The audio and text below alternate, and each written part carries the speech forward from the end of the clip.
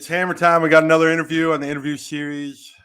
We are with Tre Wortham. What's going on, man? Nothing much, man. I appreciate you guys having me on the show. Absolutely. Of course, man. I'm from Connecticut. I got to get the UConn guy on. I wore this just for you. Thank you. Were you there when they were at the national championship? No, I didn't. I graduated in the that fall. I wish I was there. That'd have been a cool experience. So this is a Maulers show. It's the only show in the world on the Maulers. Mm-hmm. How did you end up with the Pittsburgh Maulers? Well, it really just started after my I got invited to a rookie mini camp with the Bears, and then that didn't work out for whatever reason. And then I was just at home training. And then my agent, he had me make a tape. So I made a tape. I posted it on Twitter with my stats and whatnot.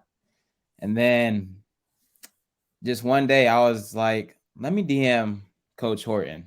Let me DM him my tape and see how he likes it and see if I really wasn't even looking like for him to help navigate the situation. I was just honestly looking for just because he's at a professional level, just seeing like what he sees in it and whatnot. But he liked what he saw. He coached me at UConn as well. But then, so I hit him up on a Friday and he said all he had to do is get the green light from the GM. And then that Monday, we were moving forward signing me, and I was out there by Tuesday. So it was a fast process. That's crazy. So Horton came on and told me the story about how he signed Reuben Foster. That sounds a lot like how Reuben Foster is signed, honestly. That's crazy. Yeah, Coach Horton's they hit him up directly, and then they were signed like a week later. Yeah, Coach Horton, he's a real one. Shout out, Coach.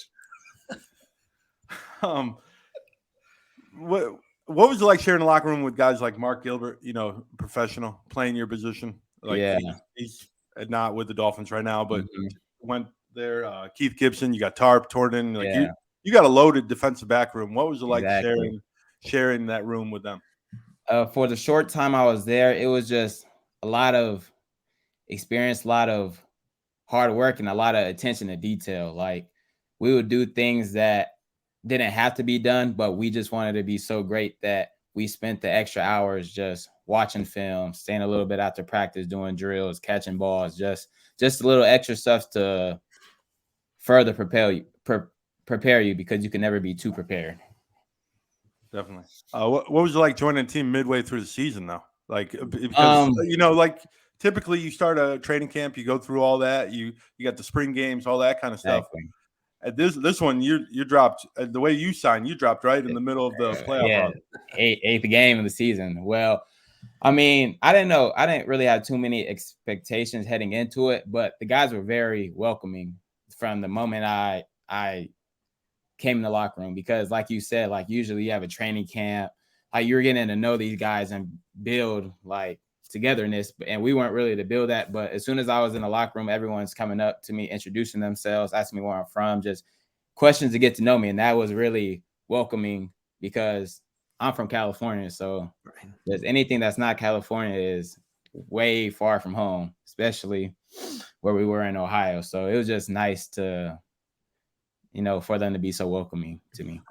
I asked this question of Boogie because Boogie's an LA guy. Yeah. What was it like living, like you just touched on a little bit, but to be dropped in Canton, Ohio, to go from like the bright lights, the beautiful weather in California and I love Canton. It was great every time I've been. I'm not criticizing it, but it's not California. Yeah, it's not. What was the biggest difference for you? I mean, I guess I was kind of used to it just because I played in Connecticut. So it doesn't get, even though I heard it gets cold in Ohio, like Connecticut is a different type of cold to me. Like I walked around with my big puffer jacket on every day. It was below, like if it's not above 70, I'm considering it cold. So just out there, so it was a little warmer than Connecticut. I think I got there at a great time where it wasn't too cold. So I think I got there at just the right time. And you actually kind of Stores is kind of like a Canton kind of area. Yeah. Like there's really not a ton there. There's a city nearby, but there's not a ton there. So Doors is his own little town in itself. yeah. What was it like playing for Horton again, but on a professional level instead of in college? College, it seems more. It's like they're teaching you. While I spent some time with them at the training camp this year.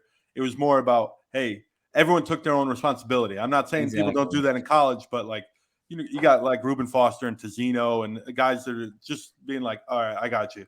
I understand. Like it just seemed like it was at a doctorate level instead of. But what was it like playing for Horton at both levels? You could just tell the growth from when he was at UConn from where he is now. Just like he's still the cool, laid back guy, but it's more, you see more passion, more attention to detail, and you see just more of that understanding who he is as a coach.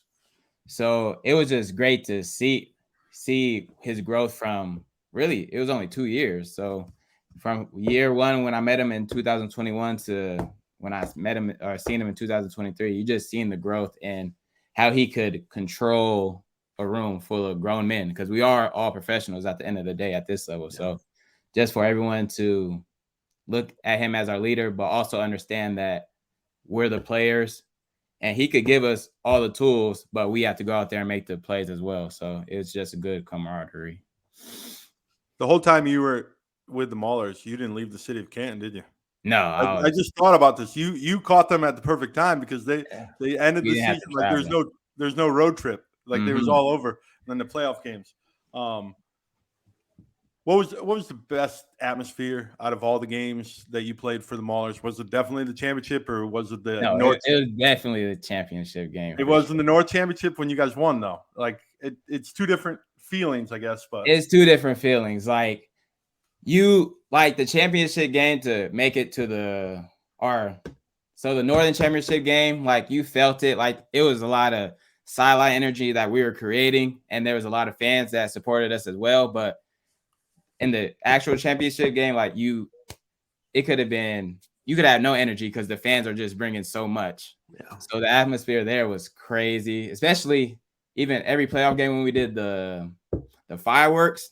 That was it's a crazy experience for sure. I was there, and so was Alex. It felt like a home game for the Maulers. Yeah, it really did. It was like the city of Pittsburgh and Eastern Ohio. They came out and they repped. Yeah, they did. All the way through. Alex, you got anything for him on the Maulers? Yeah, well, no, he mentioned the North Championship game. I mean, I think I'm still trying to get my heart rate down after that one. That Panthers game was a nail biter. Webb and I talked about it last week. You know, I don't think you'd find a better football game at any level. I mean, that game had it all. And, that was just great football at all three levels, and it came down to the littlest things. Yep. So, especially when you get to overtime, it's like, and the rules in the overtime, just one play, 2 yards to score, like it gets your blood flowing for sure. Yeah.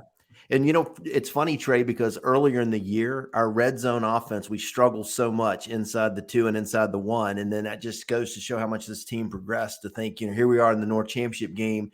And, I mean, our red zone offense, Troy, I mean, he hit Stocky on that one pass, and he kept it, I think, for the second conversion. And then when Olive got that big hand up and popped that ball back, it was like, I'm going to Canton next weekend. Everyone's starting the field. It was crazy. It was great.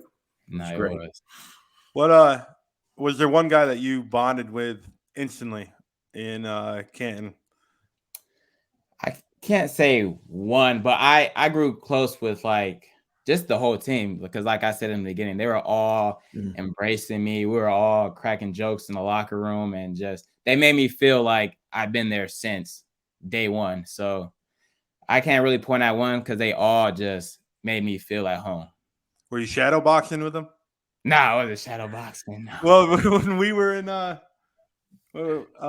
training camp, they had a big tournament and everything, and like they did. Every opportunity, Henny was running it. Every opportunity. We didn't do that. They wouldn't have wanted to see me in that because I'm undefeated champ. So. Undefeated champ. Undefeated champ. I think actually, another corner won it. I don't.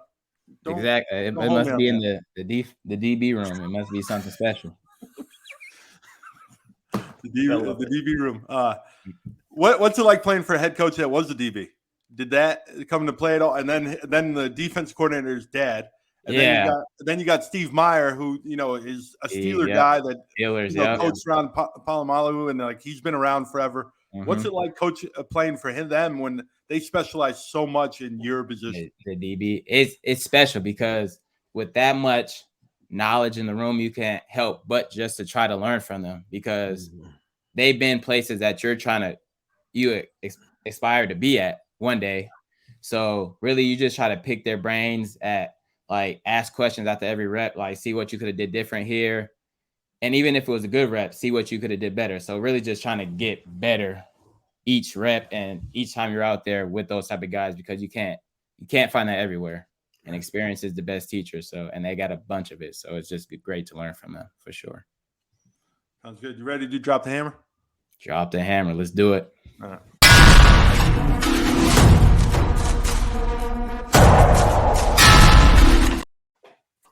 All right, drop the hammer. It's more than football. Cool. But we're going to start with a football question first. What was the best big game atmosphere that you've ever been a part of in your football career? It could be a Pee-wee game in 8th grade, and the dads are on the sideline yelling. It could be something like that. But I have to go. It's between playing at Death Valley in Clemson or playing at NC State, the night game. Because Clemson, it was just because you just grow up playing NCAA versus Clemson. There's just such a historic program, and to play in front of 80,000 people is crazy. But then NC State, it was a night game. And then I just remember being on the field, and then they cut off all the lights and just had red on the field. Like, that was like, okay, now real college. And then the first play of the game, they run a smash concept. Our safety was in great coverage, but the receiver just made a better play, caught the ball, and as he's running to the end zone, you just hear the stadium getting louder and louder and louder, and then you're just like, this is what you play for. Like, you just gotta love it. It gives you chills. Gives me chills just thinking about it. So those two will probably be my top two for sure. Pretty good. That works. I've asked everyone, even the coaches. Mac Miller or Wiz Khalifa? There's a Pittsburgh show. Yeah, Pittsburgh guys. I'm gonna have to go. I'm gonna just go Wiz Khalifa because he came out with the anthem "Black and Yellow, Black and Yellow." So I gotta go Wiz for sure. Okay. All right. We're making a movie about your life. Who's playing Trey? Who's playing me? Let me see. It's got to be someone popular because I'm gonna be honest with you. Because when I did your graphic for your signing, you are the most popular tweet I've ever had. I'm not even joking. I had 17,000 views, and I was like, "What? Like, this is a kid. Like, with all due respect, like it's a little school, UConn. You know? What I mean? But you had so many people sharing it. I had 17,000 views. I was like, "What is going on here?" But it's got to be someone popular. I just have a lot of supportive people in my life, and I got people that just love to see me succeed, and just small kid from Stockton. To be honest, that's all that is. But you outdid Ruben. I did the same thing for Ruben. You outperformed Ruben. So it's Ruben Foster. You know what I mean? That is Ruben Foster. I remember. It's a little off topic, but just knowing Ruben was on the team and that's crazy. Great guy though, funny guy. But if someone had to play me, it would have to be a kid though. But I'll just pretend I was older. I would have Will Smith play me for sure. I would have Will Smith play me. Good one. Nice call out. The funniest answer I've ever gotten is Savion Williams. You know Savion, right? Yeah. Michael B. Jordan. I was like, man, you can't pick him. Yeah, I don't see the similarities there, but everyone could dream. Everyone could dream. Video games. A lot of your teammates. What's your go-to video game? I'm a big 2K guy. I've been playing that since I was 2K Madden. I play a little Call of Duty, but it's really just 2K Madden is my big games because I grew up playing my dad like all the time. And like when I would beat my dad, he would make me stay up. Like say it was like 3 o'clock in the morning, he would make me stay up until he beat me. So it built a lot of. Who's your team you're running with on 2K? I gotta go with the Lakers. Gotta go with the Lakers. I guess it makes sense. It makes sense. He's a California guy. Yeah, I just thought him being in Connecticut for a while, Mm-mm. he might have turned into a Celtic fan. No, never. I can't root for the Celtics. Gotta go. Talking about Connecticut, one Connecticut guy to a guy that spent some time in Connecticut. Your go-to place for food in Connecticut, or what type of food? Go-to place. My go-to place. I used to go in this burger spot in downtown Stores. It was called Muyas.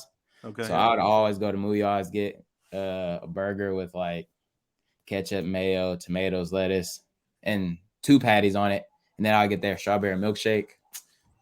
Hey, okay. I know Muya. We had one in my town, Muya. Yeah, Muyas. All right, Alex, got some trivia for you.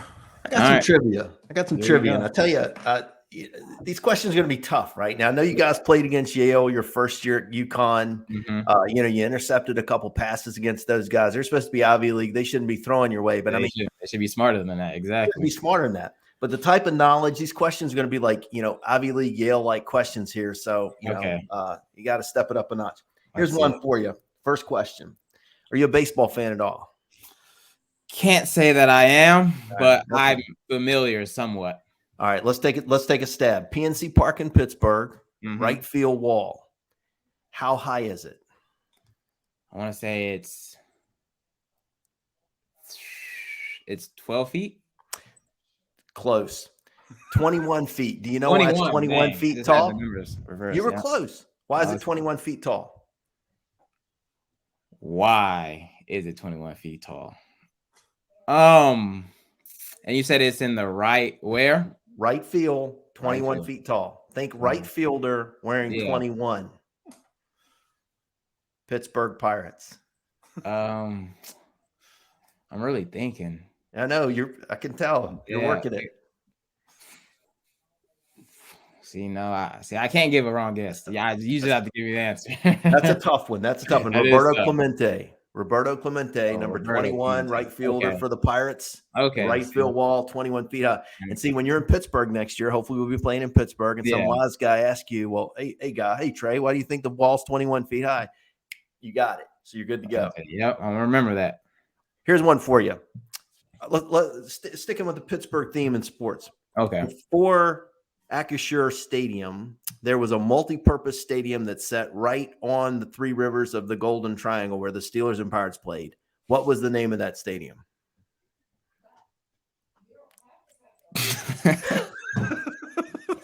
Yeah, you got me beat with a lot of these questions. Listen, I'll give you a hint. It's set on the Golden Triangle where the 3 rivers of Pittsburgh meet. Golden Triangle. It would be called what, 3? Okay. Keep going. You got the first right. Oh, so it's Golden Triangle? 3. You said 3. 3. Oh, it said 3. Second word is triangle. Rivers. Rivers. 3 rivers. Last word is stadium. Stadium. I give it to you. Stadium. You got it. You passed. Yeah, I had no help at all. You passed. No help. That's good. So see, he's 1 for 2. All right, here's the last one. Here's the last one. And this is virtually impossible, but I have a story to tell. Okay. Do you remember the Immaculate Reception, Franco Harris? Yeah, I remember. I actually do remember that play. A lot of people don't know this, but this is big time right here.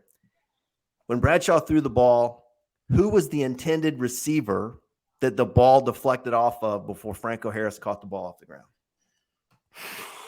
A lot of people don't know. I know exactly what player you're talking about. Yeah, but I can't. Okay. Was it? Can I try to guess the position he threw it to? Yeah, go ahead. Yeah, for fun. Was it a tight end? Close. Receiver. That was running back, but he was on offense, so close enough. Hold on. I thought James Franco was the running back on that play. Yep.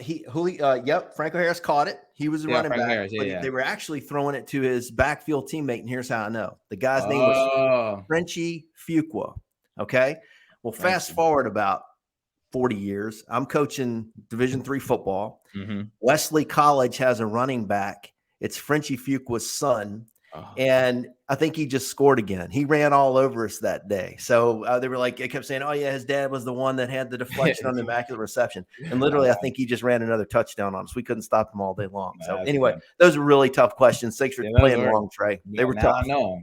So I Hey, appreciate you're 1 for 3. 1 for 3. Yeah, exactly.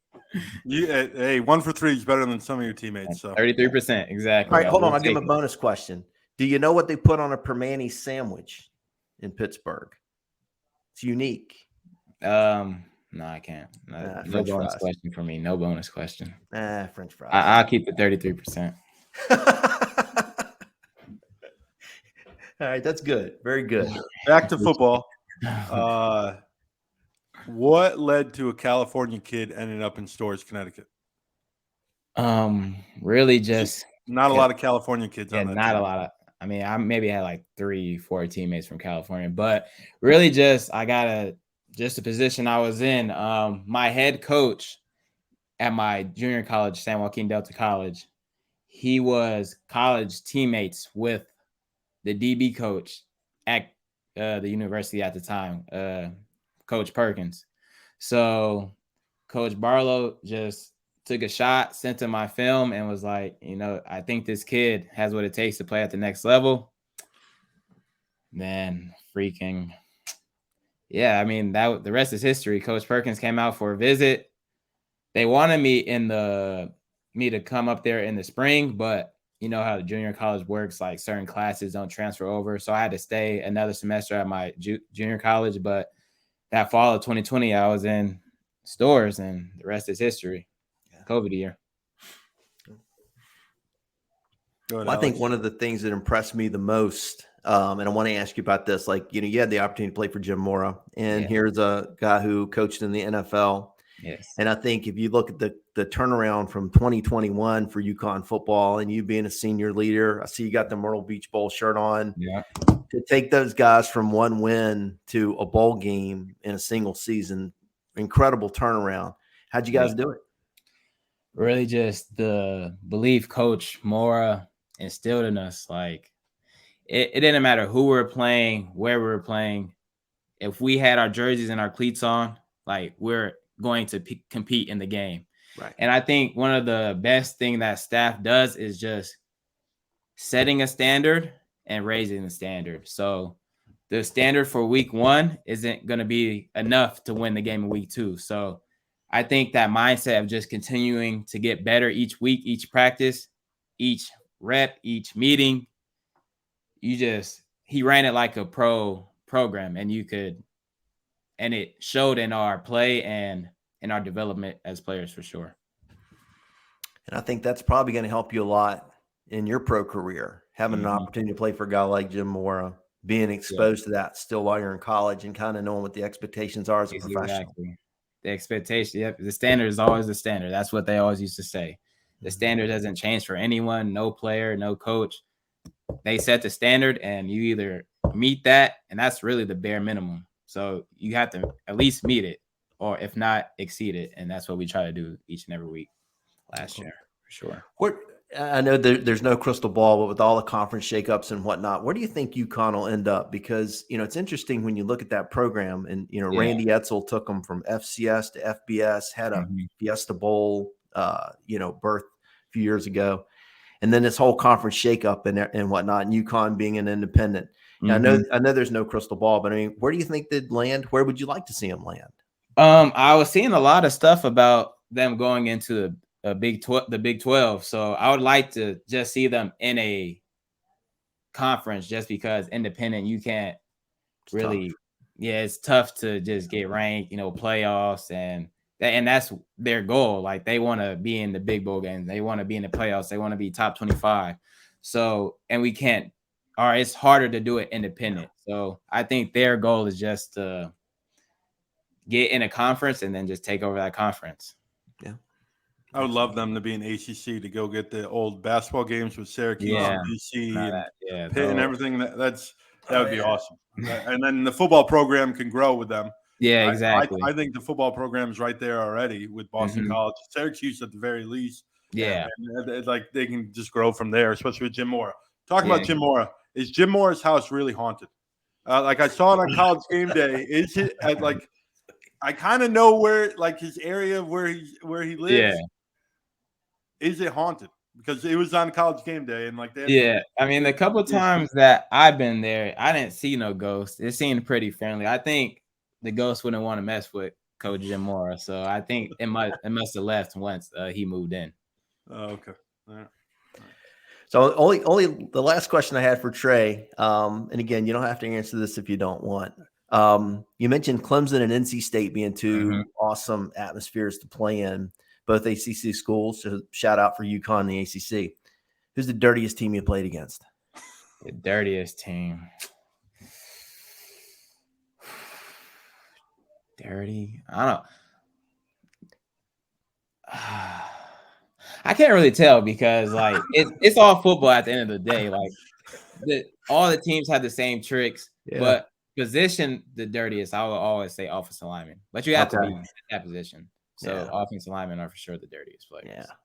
No, I appreciate that. And, you know, we had one of your teammates on earlier, and I put the same question to him, and they answered the same way. And I'm telling you, the SID at UConn would be proud. You took a direct question that probably wasn't a fair one and did a great job of providing the right answer.